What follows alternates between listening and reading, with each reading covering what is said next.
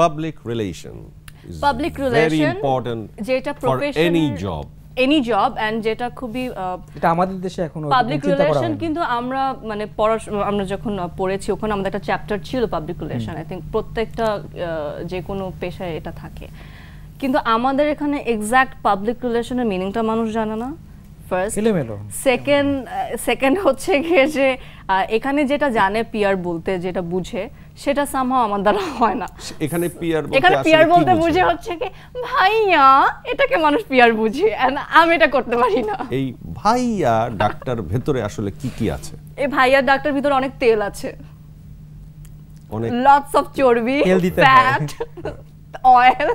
So যারা benefited হচ্ছে তার কি ভাইয়া ডেকে বেনিফিটেড হচ্ছে?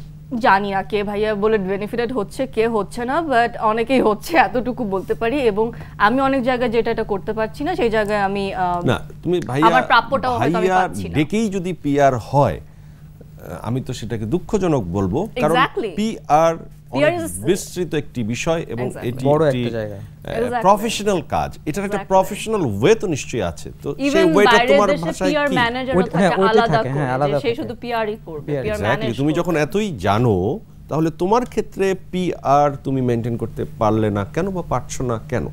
হ্যাঁ, এটা সত্যি আমি পারিনি, পারছিও না। কারণ হচ্ছে গিয়ে যে আমি না হয় আমি পিআর বলতে যেটা বুঝি হয়তো আমি সেটা করলাম, হয়তো আমার একটা পিআর ম্যানেজার রাখলাম, হয়তো আমার একটা এজেন্ট রাখলাম, কিন্তু আরেকজন যে যার সাথে আমি পিআরটা করব, সে তো পিআর বলতে ভাইয়াটাই বুঝছে, সে তো আর পিআর বলতে এটা বুঝছে না। প্রবলেম তো ওই জায়গাটাতে, যাদের সাথে পিআর করতে হয় তারা পিআর বলতে ভাইয়াটাই বুঝছে। এক্স্যাক্টলি, কমিউনিকেশনটা একটু সমস্যা। তারা তেলটাই চাচ্ছে, যে আমি গিয়ে তেল মাখবো এবং তখন গিয়ে আমি যেটা ডিজার্ভ করি সেটা আমাকে দেওয়া হবে, অরাস দেওয়া হবে না। এবং যখন আমি যেটা ডিজার্ভ করি সেটা যখন পাচ্ছি না, সেটাই সেই জায়গাতে ভিকটিম হচ্ছে। তুমি কি বোঝো যে প্রশংসা করা বা তার কাছে কি হওয়া? ওই যে ভাইয়া বলো, ভাইয়া শুধু বললেই যদি কাজ হয়ে যায়, ভাইয়া বললে সমস্যা কি?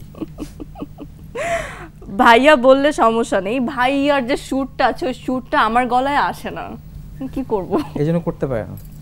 ওকে, আপনার কাছে প্রশ্ন যে আপনি ভাইয়া কতজনের কাছে শুনেন? আমার সাথে এই পর্যন্ত মনে শোনা হয় নাই, সিরিয়াসলি। আমি মনে দুর্ভাগ্য একজন, আমাকে কেউ ভাইয়া বলে নাই। ঠিক আছে, পান্থ ভাই। তোমাকে তো উল্টা মনে হয় আজকাল সবাই ব্লক করে দিচ্ছে না ফেসবুকে। না শুনো, আমাকে বলে পান্থ ভাই।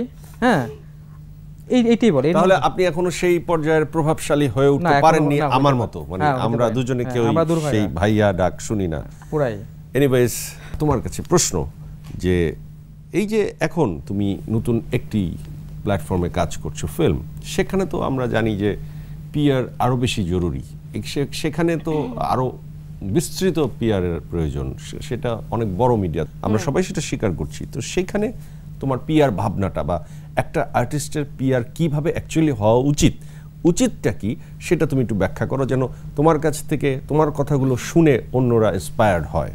নতুন যে প্ল্যাটফর্মটা যেটাতে আমি কাজ করছি, যেটা আরো অনেক বড়, সেখানে অফকোর্স পিআরের জায়গাটাও অনেক বড়, কিন্তু এখানে এসে আমি এখন পর্যন্ত নেগেটিভ কিছু ফেস করিনি, টু বি ভেরি অনেস্ট।